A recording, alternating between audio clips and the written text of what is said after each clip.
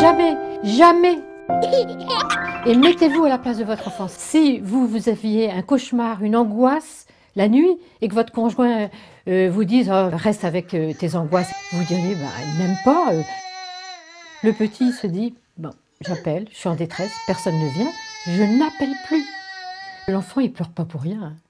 Il pleure toujours pour quelque chose. Et en fait, qu'est-ce qu'il faudrait idéalement? Que les parents comprennent ce que dit l'enfant, ce qu'il exprime, et répondent à ses besoins.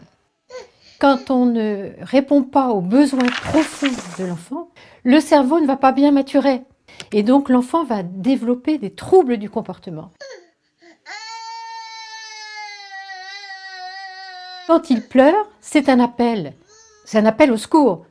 Et quand il n'est pas entendu, eh bien, il y a une structure cérébrale qu'on appelle l'amygdale cérébrale, dans ce cas-là, qui va s'activer et qui va sécréter des molécules de stress. Et le cortisol, quand il est sécrété en trop grande quantité et de façon prolongée, il va être très très très nocif pour un cerveau qui est très fragile et très immature. Certains parents disent « ah oui, mais on m'a dit qu'il faut attendre quelques minutes et puis le lendemain un peu plus et tout ». Mais ça, non!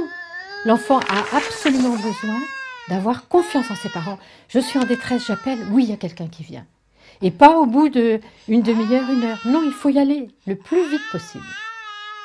Quand on répond aux besoins de l'enfant et à ses émotions, l'enfant va être en confiance avec ses parents, donc il va exprimer ses tristesses, ses peurs et ses colères.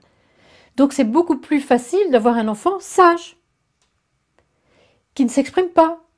Exprimer ce qu'on ressent, c'est un signe de bonne santé psychique.